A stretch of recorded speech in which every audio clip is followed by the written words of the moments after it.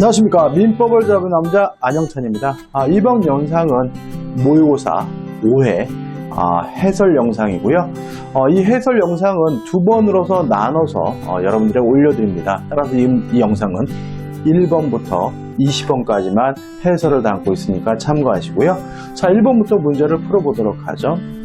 1번, 법률행위의 무효에 관한 설명으로 옳지 않은 거, 틀린 걸 찾네요. 1번, 강박입니다. 강박에 의한 의사표시는 원칙적으로 뭐 할 수 있냐면 취소할 수가 있죠. 다만 취소가 너무 지나쳐가지고 의사결정의 자유가 완전 박탈된 상태로 판단된다면 그때는 아예 무효가 된다는 것이 우리 판례 입장이므로 1번, 강박의 정도가 극심하여 의사결정을 스스로 할 수 있는 여지가 완전히 박탈된 상태에서 의사표시가 이루어진 경우 그 의사표시는 무효이다. 맞는 지문이 되네요.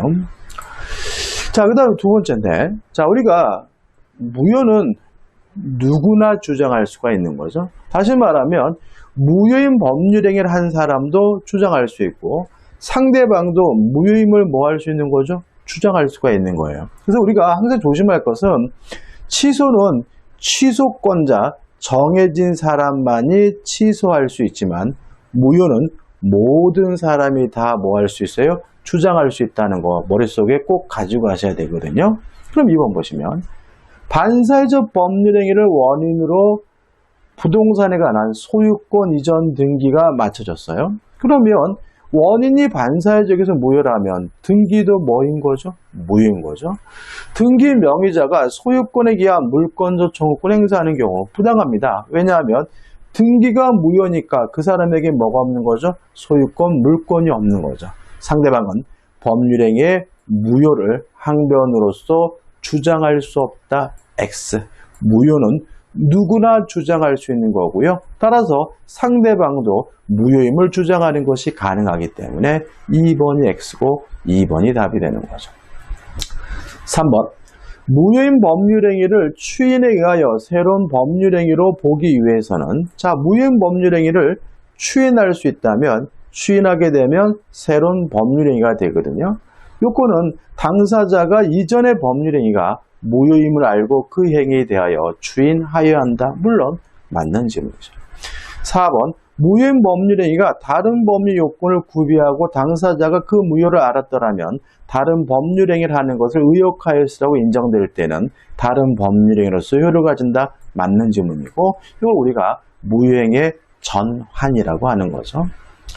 5번. 후속행위라는 것이 묵시적 추인. 물론 무효행위 추인도 명시적으로 할 수도 있고 묵시적으로도 할 수가 있겠죠. 요건은 특별한 건 없습니다. 묵시적 추인으로 인정되기 위해서는 이전의 법률행위가 무효임을 알거나 무효임을 의심하면서도 그 행위 효과를 자기에게 귀속시키도록 하는 의사로 후속행위를 하였음이 인정되어야 한다. 물론 맞는 질문이죠. 조금 추상적이죠. 좀 까다롭게 느껴질 수 있지만 답은 2번입니다.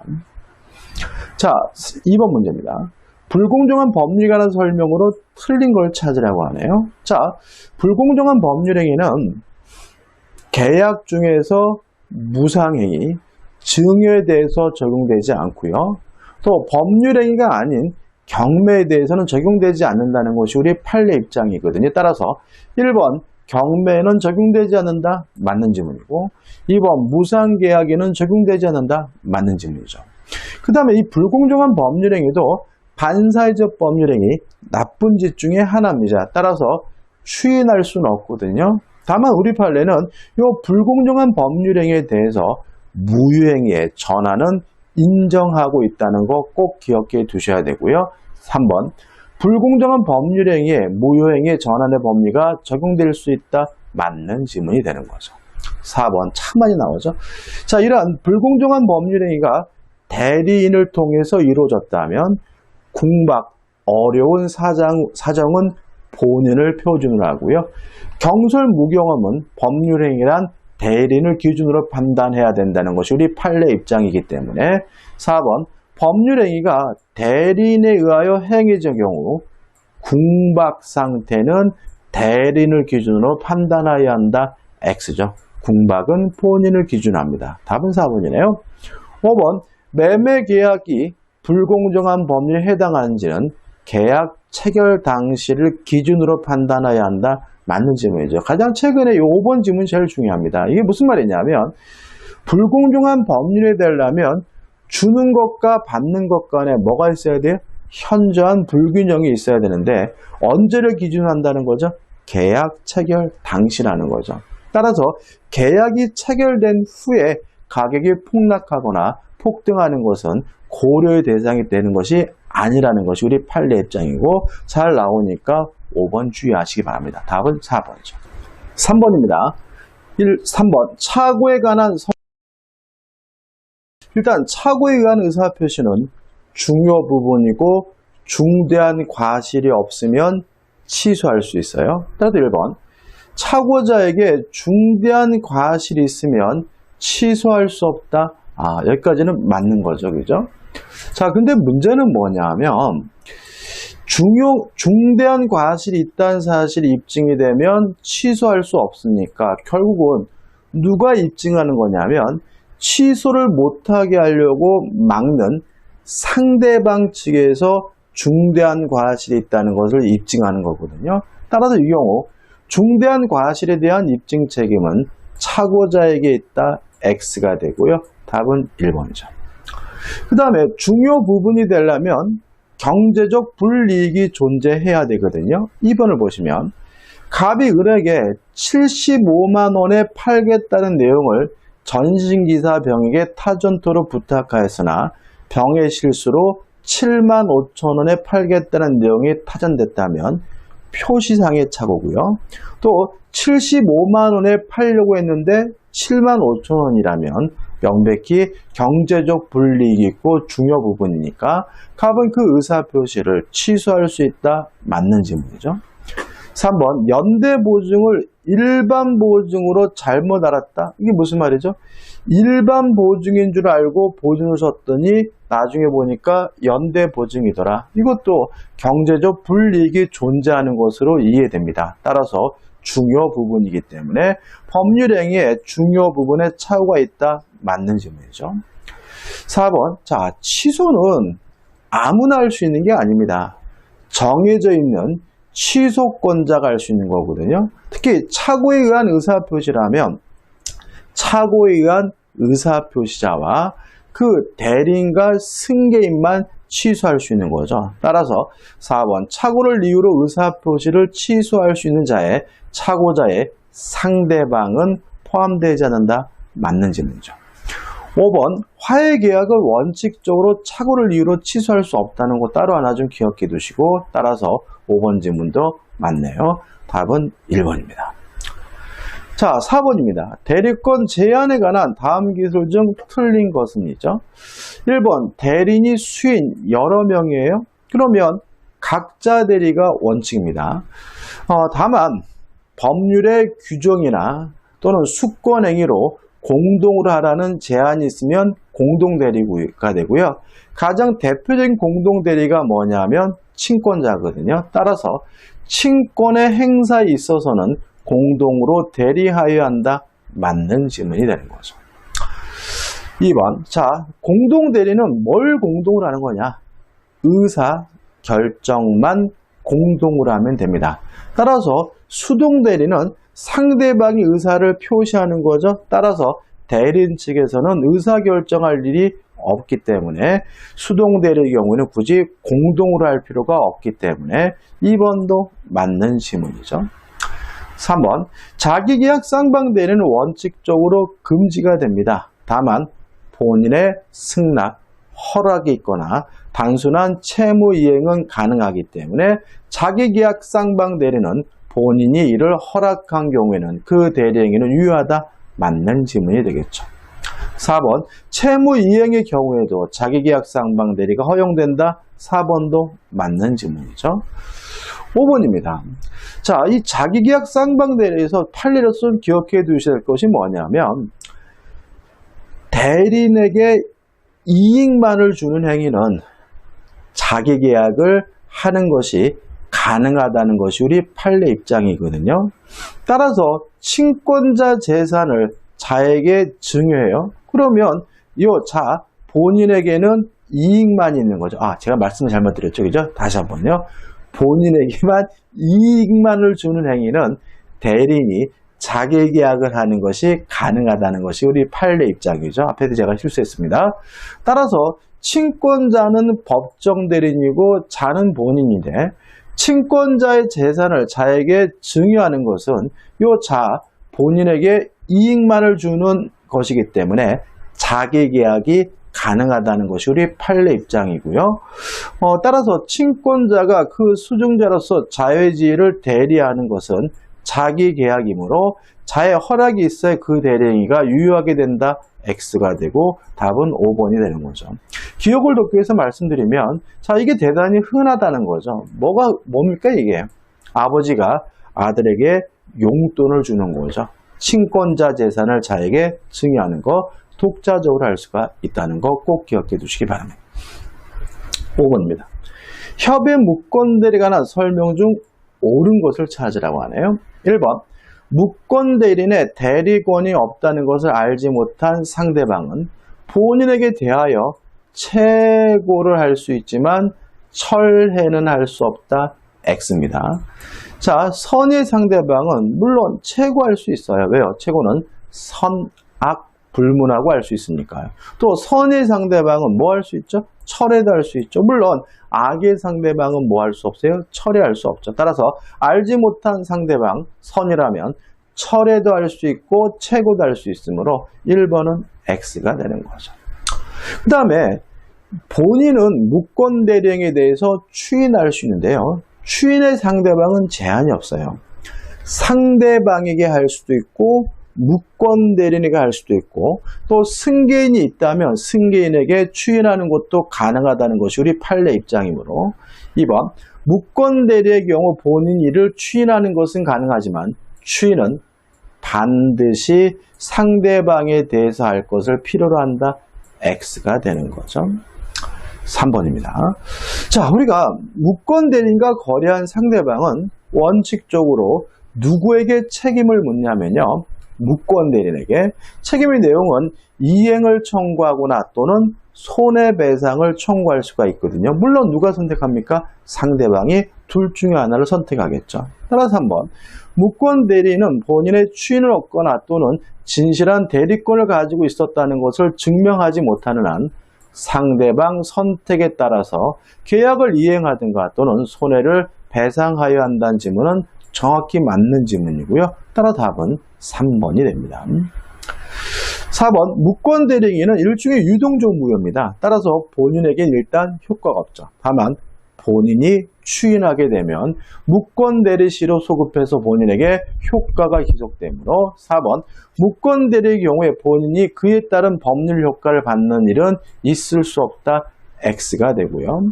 5번 단독행위 무권대리는 무효입니다. 확정적 무효예요. 확정적 무효라는 말은 추인할 수 없다는 얘기거든요. 따라서 상대방 없는 단독행위에 무권대리 대하여 본인은 추인할 수 있다. X가 되고요. 답은 3번이 됩니다. 6번입니다. 기한의 이익에 관한 설명으로 옳은 것을 찾습니다. 자, 일단 기한은 무상이면 채무자에게만 이익이 되고요. 또 무상 임치 계약은 채권자인 임치인에게만 이익이 되고요. 그 다음에 유상이면 채무자, 채권자 모두에게 기한의 이익이 있거든요.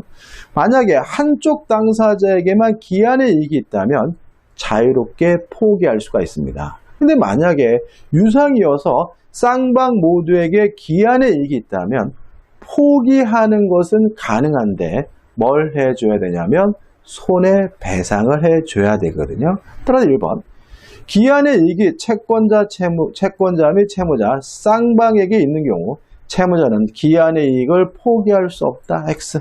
포기는 할 수 있습니다. 다만 뭐는 해줘야 되는 거죠? 손해배상을 해줘야 되는 거죠.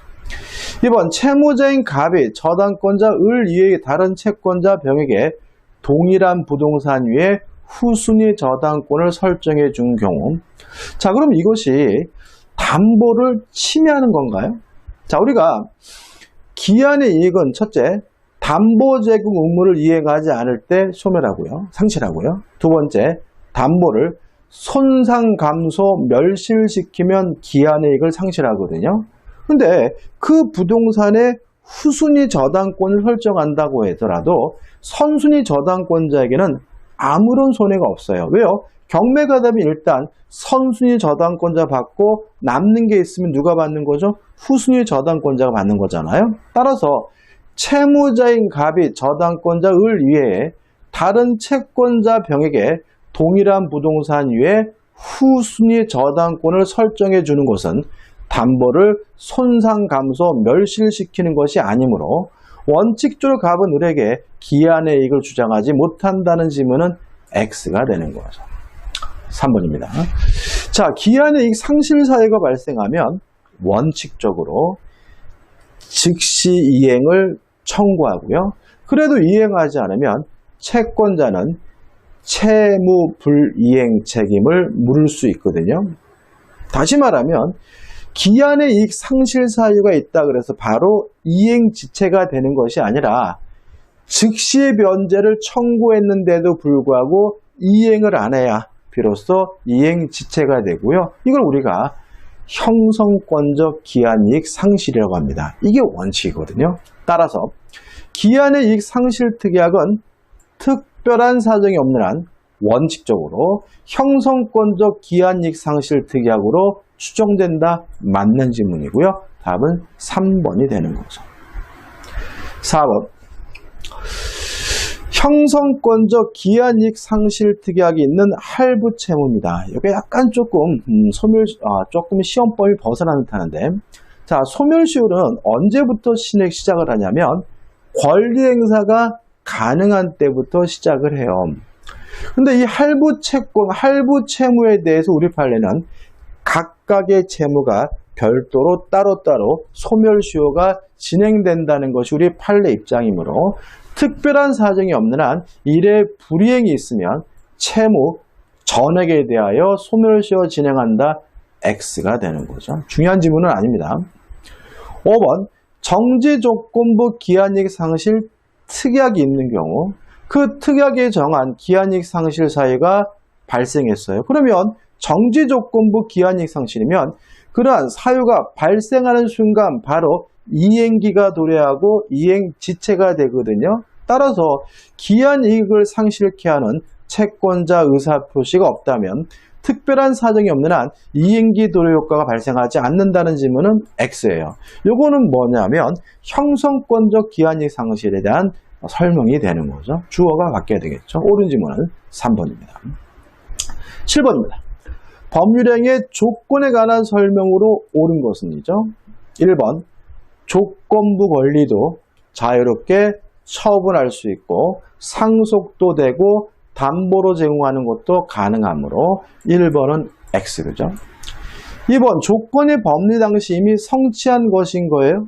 기죠? 기성 조건이죠. 자, 그러면 기, 정조, 기해, 무가 떠올라야죠.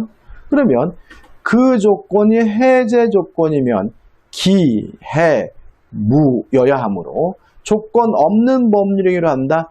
X가 되는 거죠.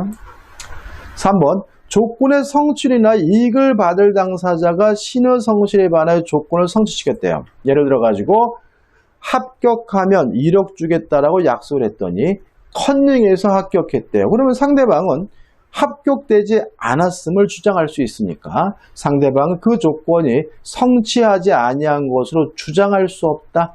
X가 되는 거죠. 4번. 자, 조건이 반사적입니다. 그러면 조건만 무효인 것이 아니라 법률행위 전체가 무효인 거거든요. 따라서 4번. 조건부 법률행위에서 조건 내용 자체가 불법적인 것이 무효라는 말은 조건이 뭐라는 얘기죠? 반사회적이라는 얘기죠. 그러면 법률이 전체가 다 무효인 것이니까 그 조건만을 분리하여 무효로 할 수 있다. X가 되는 거죠. 4번, 5번. 조건의 성취를 인하여 불이익을 받을 당사자가 신의 성실에 반하여 조건의 성취를 방해했어요. 예를 들어서 합격하면 1억을 주겠다고 약속해놓고 시험 못 보게 감금했어요. 그러면 조건이 성취됐음을 뭐 할 수 있어요? 주장할 수 있어요. 언제요? 그날 당장 1억 달라고 주장할 수는 없고요.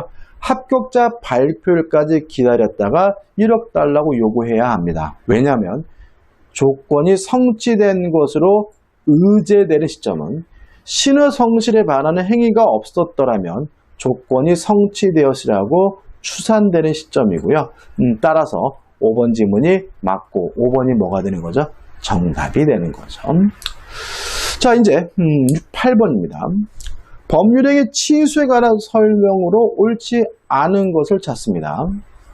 자, 일단 취소란 뭐냐면 유효한 것을 소급적으로 무효화시키는 거죠. 따라서 만약에 취소할 수 있는 법률행위를 취소했다면 그 법률행위는 뭐가 된 거냐면 무효가 된 거거든요. 따라서 1번 법률행위를 취소한 후라도 무효행위의 추인의 요건을 충족한 경우 무효행위의 추인은 가능하다. 맞는 지문이 되는 거죠.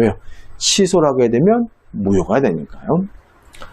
2번 제한 능력자가 맺은 계약은 추인이 있을 때까지 상대방이 그 의사표시를 취소할 수 있다. X죠. 자, 취소는 아무나 할 수 있는 것이 아닙니다.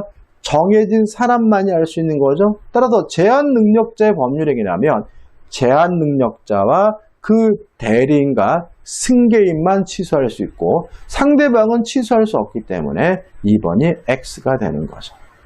3번 자, 취소를 하게 되면 소급해서 무효가 됩니다. 따라서 이행한 것이 있다면 부당이득으로 반환하는데 만약에 제한 능력자라면 현존하는 이익 범위 내에서만 돌려주면 되므로 3번은 맞는 지문이 되고요. 4번 이거는 뭐 묵시적 취소인 거죠. 자, 취소를 전제로 한 소송상 이행 청구는 물론 취소하겠다는 뜻을 포함하고 있는 거니까 4번은 맞는 지문이고 5번 취소권의 행사기간 제한이 있죠. 굉장히 중요하죠. 자, 두 가지입니다. 법률행위를 한 날로부터는 10년, 추인이 가능한 날, 추인할 수 있는 날로부터는 3년이고 꼭 기억해 두셔야 되고 항상 우리 민법은 숫자보다 숫자 앞에 말이 중요하다는 거 잊지 마시기 바랍니다. 이 문제 답은 2번입니다. 9번 법률행위 조건과 기한에 관한 설명으로 옳은 것을 찾습니다. 자, 1번 자, 정지 조건이 성취가 되면요 효과가 생깁니다. 해제 조건이 성취가 되면 효과가 없어집니다. 다시 말하면 조건은 성립에 관한 문제가 아니라 효력에 관한 문제입니다.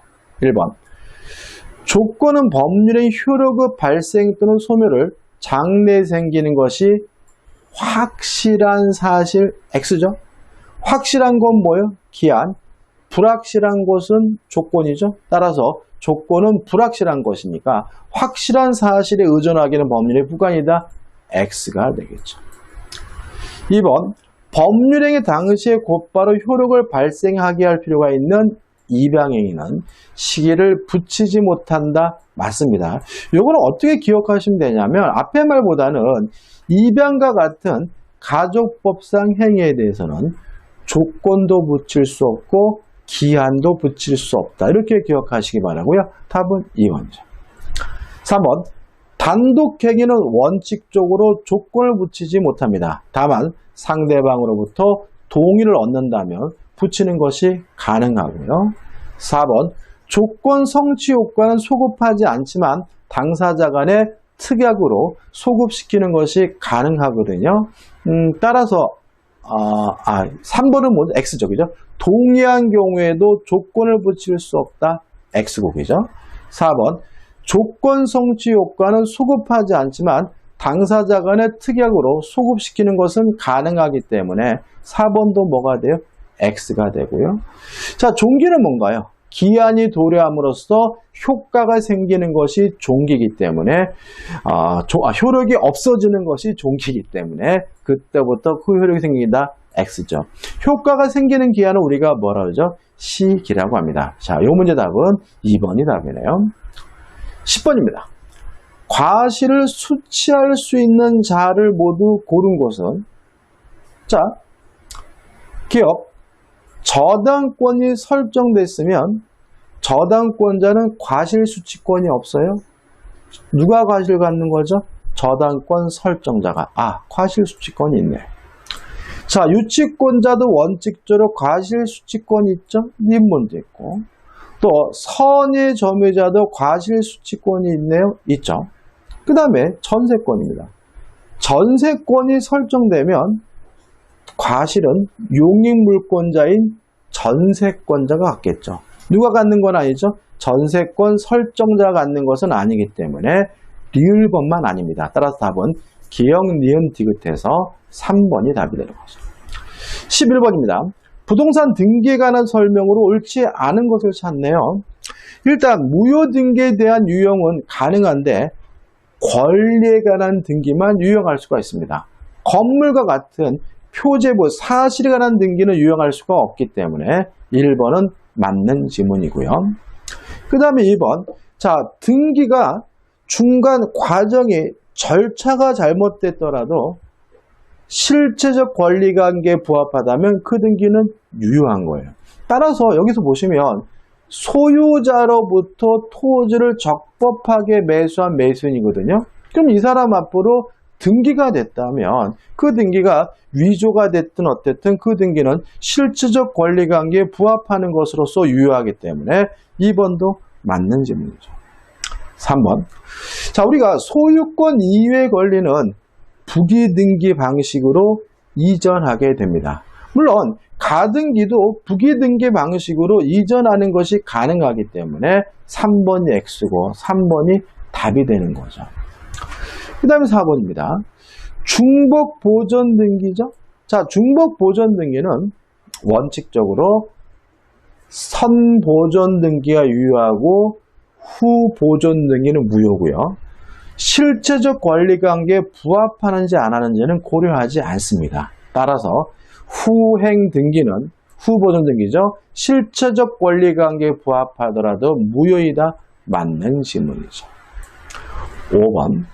자, 지분 이전 등기든 뭐든 이전 등기는 본등기고 본등기라면 권리의 적법이 뭐가 돼요? 추정이 되니까 그 등기는 적법하게 된 것으로서 진실한 권리 상태를 공시하는 것으로 추정된다. 맞는 질문이죠. 등기 중에서 추정력이 인정되지 않은 등기는 무슨 등기죠? 가등기가 추정력이 없는 거죠. 이 문제 답은 3번이네요. 12번입니다. 갑은 을소의 토지 위에 식재된 임목등기가 되어 있지 않은 소나무입니다. 50굴에 대한 매매계약 체결과 동시에 소유권을 이전받기로 약정하였다. 갑은 계약 체결 후 잔금을 지급하지 않은 채 을의 동의하에 소나무 50그루에 각각 소유자 갑이라는 표기를 써서 붙였다. 그죠? 여기까지 한번 끊어볼게요. 자, 우리가 부동산에 대한 소유권을 매매를 원인으로 취득하려면 뭘 하면 되죠? 등기를 하면 되죠. 이전 등기를 했다면 매매 대금을 다 안 줬더라도 매수인이 뭐인 거죠? 소유자인 거죠. 마찬가지로 요 등기되지 않은 수목에 대해서 소유권을 넘겨받으려면 명인 방법을 갖추면 됩니다. 매매 대금을 다 줬든 안 줬든 그건 뭐의 대상이 아니에요? 고려의 대상이 아닌 거죠. 따라서 잔금을 아직 안 줬더라도 매매 대금을 덜 줬다 하더라도 명인 방법을 갖췄다면 갑은 요 문제에 대해서 뭘요? 소유권을 취득하게 되는 거죠. 이 을은 이 소나무를 병에게 이중으로 매도하였다죠. 그러면 이미 갑에게 소유권이 어떻게 해요? 넘어와 있는 상태니까 을은 남의 나무를 팔아먹은 거죠. 타인 소유물의 매매가 되는 거죠. 자, 옳은 것입니다. 1번, 을은 여전히 소나무에 대한 소유권을 가진다. X조 누구 거라고요? 갑 거.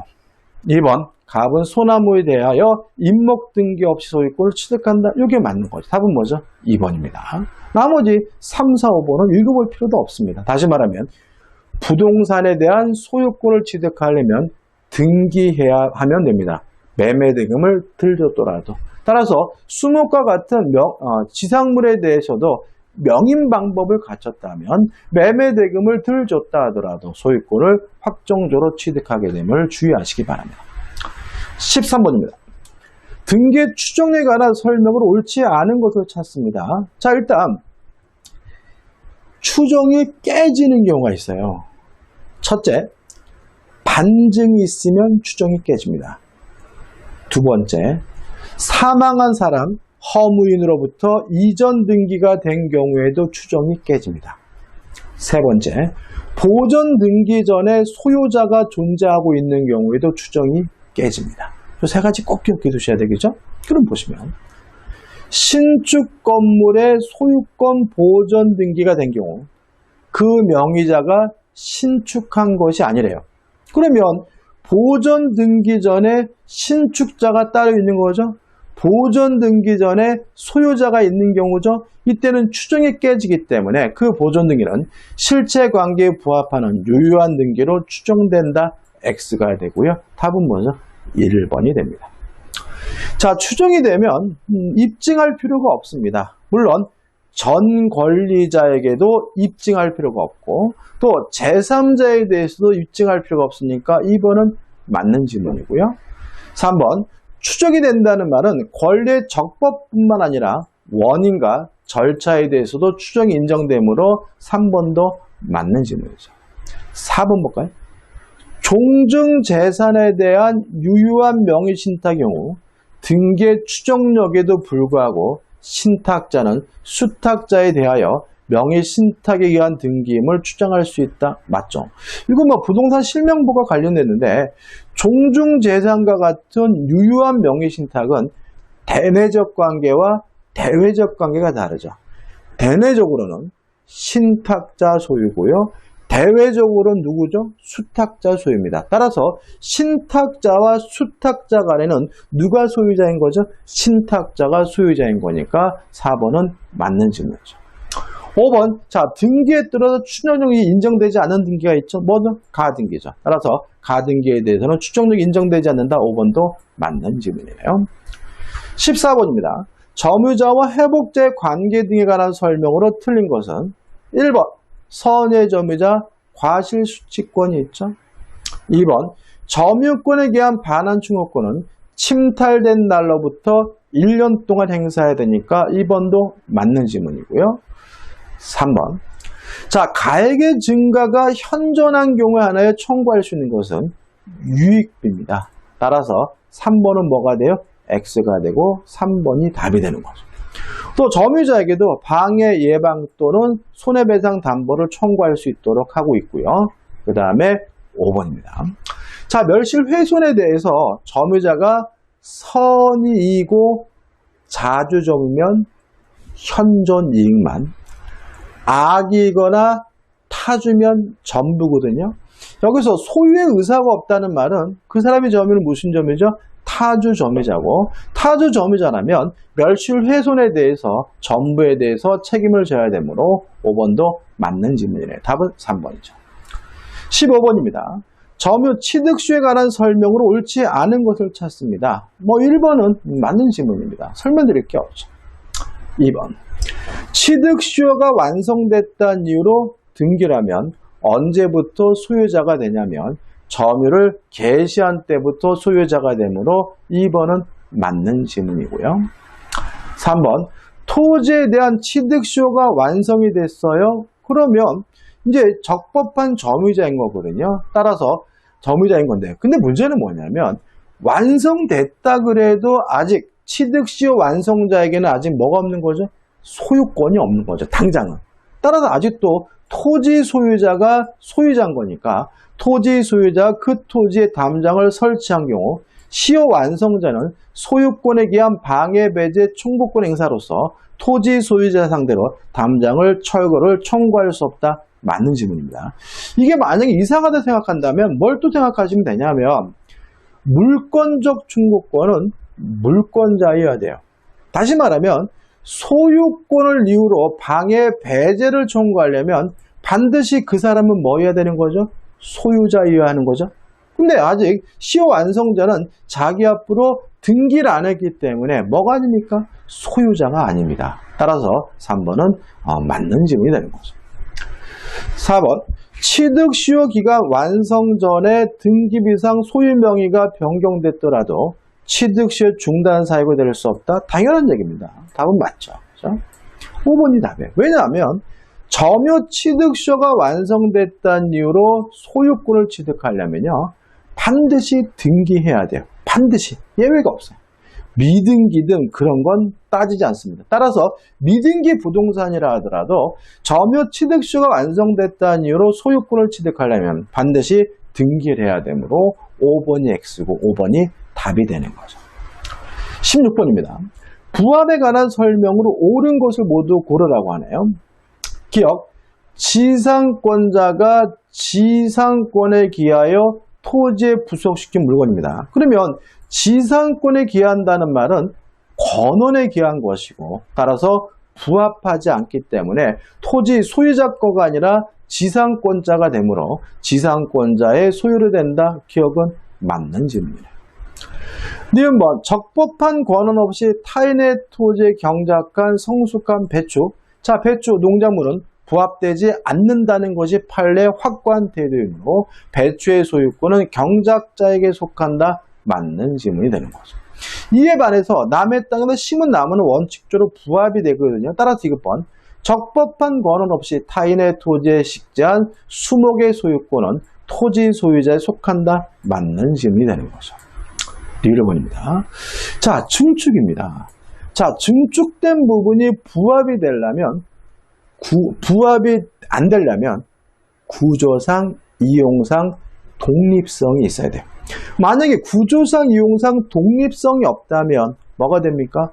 부합이 되거든요. 따라서 건물 임차인이 권한에 기하여 증축한 부분은 구조상, 이용상 독립성이 없더라도 임차인의 소유가 된다. X죠. 독립성이 없다면 부합이 되니까 누구 거가 됩니까? 임대인의 것이 되겠죠. 그래서 임차인의 소유에 속하는 것이 아니라 임대인의 소유가 되기 때문에 1번은 뭐가 돼요? X가 되네요. 따라서 답은 기역, 니은, 디귿에서 3번이 됩니다. 17번입니다.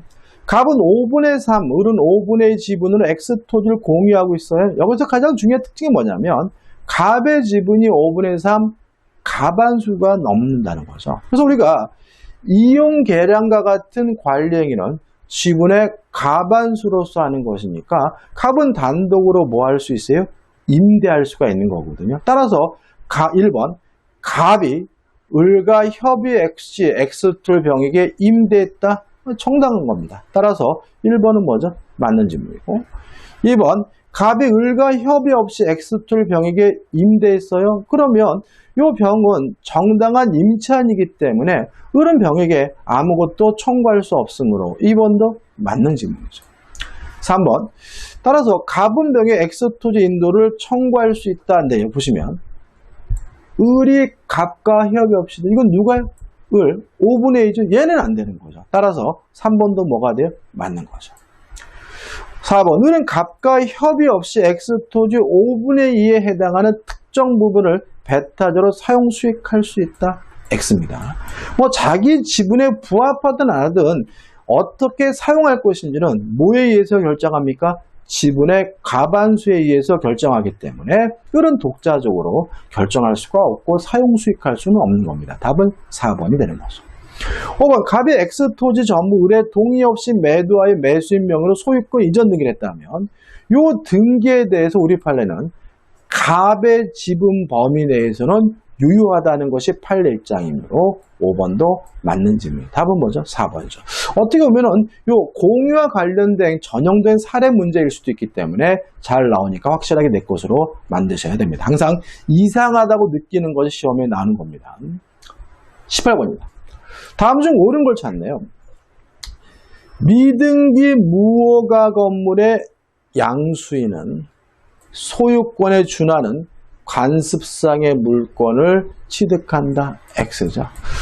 다시 말하면 소유권을 취득하려면 이전 등기를 받아야 되고요. 따라서 미등기 건물이라면 등기를 못 받았으니까 양수인은 소유권도 없고 관습상의 물건도 인정되지 않습니다. 2번, 등기가 불법으로 말소가 되더라도 물권은 소멸하지 않으므로 2번도 뭐가 돼요? X가 되죠. 3번, 자, 등기 명의는 적법한 권리자임을 추정을 받습니다. 따라서 스스로 입증할 필요가 없는데 문제는 반증이 있으면 추정이 깨지는 거죠. 반대 입증이 있으면 추정이 깨지는 거죠. 따라서 3번, 소유권 등기 원인으로 주장된 계약서가 진정하지 않은 것으로 증명됐어요. 반증이죠. 추정이 깨집니다.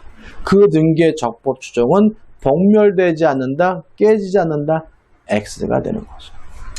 4번, 지하 또는 지상의 공간을 상하의 범위를 정하여 건물, 기타, 공작물의 소유를 하기 위하여 구분지상권을 목적으로 할 수 없다, X죠. 있다죠, 그죠? 구분지상권 개념입니다. 5번입니다. 공유자 중 1인이 다른 공유자의 동의 없이 그 공유 토지 특정 부분을 매도하여 타인 명의로 소유권 이전 등기를 마쳤어요. 자, 특정 부분이든 전부든 처분하려면 전원의 동의가 있어야 되고요. 그러면 안 됩니다. 그러면 전부가 뭐냐, 등기가. 이 문제에 대해서 처분한 사람의 지분 범위 내에서는 그 등기가 유효하다는 것이 판례 입장이므로 그 매도 부분 토지에 관한 소유권 이전 등기는 처분 공유자의 공유 지분 범위 내에서는 유효한 등기이다. 맞는 지문이고 답은 5번이죠. 앞에서도 비슷한 지문이 나왔습니다. 19번입니다. 지상권에 관한 설명으로 틀린 걸 찾죠. 1번, 지상권은 토지 사용권입니다. 따라서 건물이나 공작물이 없더라도 지상권 물론 설정할 수가 있고요. 2번, 지상권은 자유롭게 양도할 수 있고 임대할 수 있고 담보 설정할 수 있고요. 3번은 구분지상권의 개념인 거죠. 4번입니다. 지상권이 저당권의 목적이래요. 그 말은 뭐냐면 이 저당권이 지상권 위에 설정되어 있거든요. 그럼 어떤 일이 벌어지냐면 지상권이 소멸하게 되면 저당권도 소멸하게 되거든요. 그래서 우리 민법은 보호규정을 두고 있습니다.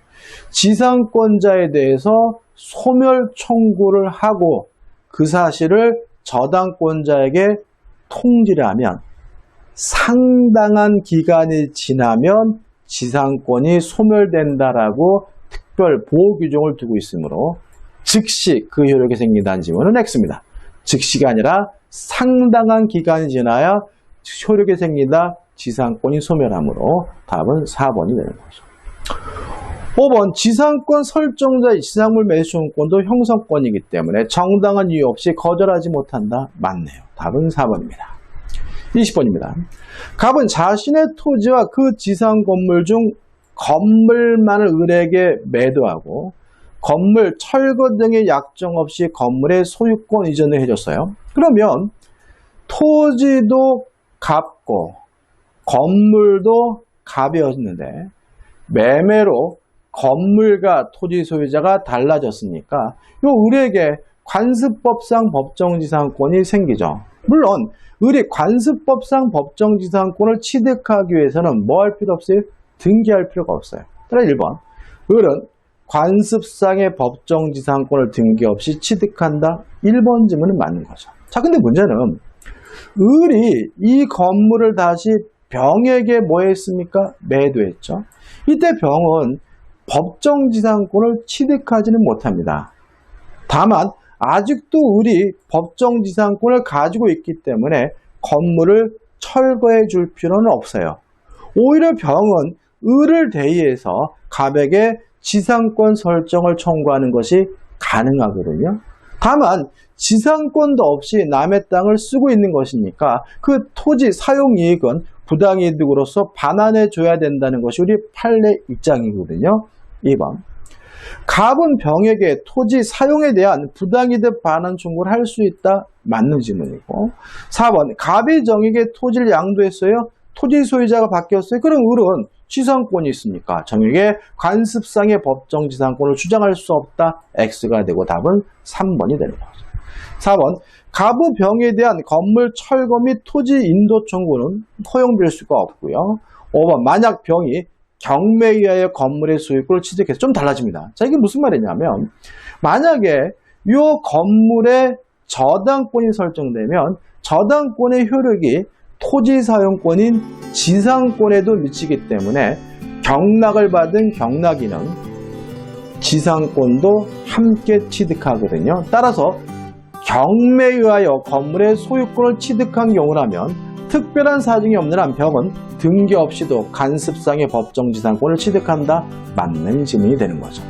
자, 이번 영상 여기까지입니다. 다음 영상 21번부터 40번까지 해설해 드리도록 하겠습니다.